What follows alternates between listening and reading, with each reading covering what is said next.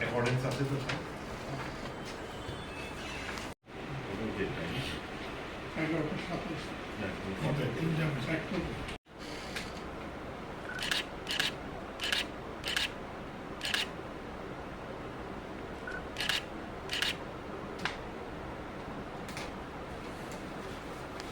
Democratic প্রসেসে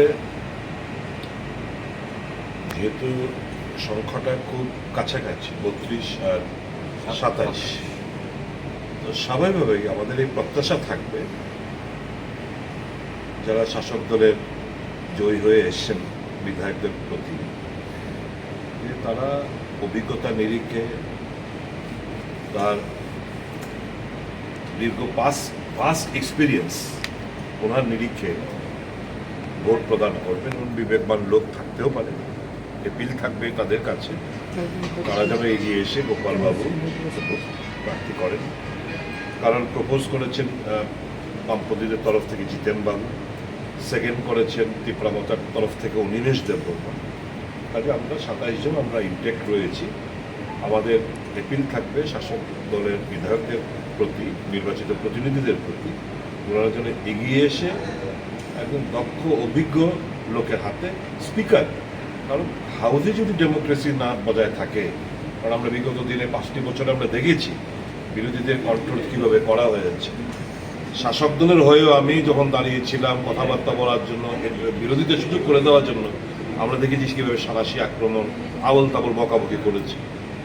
বিধানসভা পবিত্র বিধানসভার ডিগনিটি নষ্ট হয়। এখানে তো আর গায়ের জোর কিংবা এখানে যুক্তি তর্ক দিয়ে কথাবার্তা বলতে হয়, কিন্তু যেভাবে বিগত 5টি বছর এই কালিমা লিপ্ত হয়েছে বিধানসভা, আমরা চাইব এটা থেকে মুক্তি হতে, এবং এটার জন্য আমরা গোপালবাবুকে ভোট প্রদান করার জন্য শাসক গোষ্ঠীর বিবেকবান যারা বিধায়করা আছেন তাদের কাছে আমাদের অনুরোধ থাকে। তাদের সাথে কি কোনো কথাবার্তা হয়েছে যারা বিবেকবান রয়েছে শাসক গোষ্ঠীতে? না, কথাবার্তা তো এটা পলিটিক্যাল রাজনৈতিক একটা বিরোধিতা। আমরা তো কখনো এদেরকে শত্রু হিসেবে চিহ্নিত করি না, রাজনৈতিক লড়াই করি, ব্যক্তিগত তো কোনো লড়াই নয় এদের বিরুদ্ধে। কথাবার্তা তো হচ্ছে। Thank you. না, শাসক দলের সাথে আমাদের আলোচনার কোনো এরকম বিষয় নয়। কোনো বিধায়কের সাথে না, এই আমরা যে এই অধ্যক্ষ নির্বাচনে আমরা প্রার্থী আমরা দিলাম, একটা জিনিস মনে রাখতে হবে, আমরা যারা বিরোধী দল সংখ্যার দিক থেকে আমরা লবিষ্ঠ ঠিক, কিন্তু 61% ভোটারের সমর্থন আমাদের পেছনে, আমরা তাদের প্রতিনিধিত্ব করছি। কাজে এই অধ্যক্ষ নির্বাচনেও আমরা এখানে একদিক থেকে যে এই নির্বাচনে অংশগ্রহণ করা, যে শাসক দলের তাদের যে নীতি বা কর্মসূচির বিরুদ্ধে দাঁড়িয়ে আমরা লড়াই করেছি, এই নির্বাচনের মধ্যেও ঐক্যবদ্ধ লড়াই করার মধ্য দিয়ে আমরা সেই ধারাবাহিকতা বজায় রাখতে চাই। এবং হাউস এরকম একজন দক্ষ অভিজ্ঞ প্রবীণ, যিনি দীর্ঘদিন এই হাউসের মেম্বার ছিলেন, তার হাতেই এই সভাপতিত্বের পদ অর্থাৎ পরিচালনার ভাগ থাকা দরকার। সেই তাগিদ থেকে আমরা প্রার্থী করেছি। এখন দেখা যাবে কি হবে।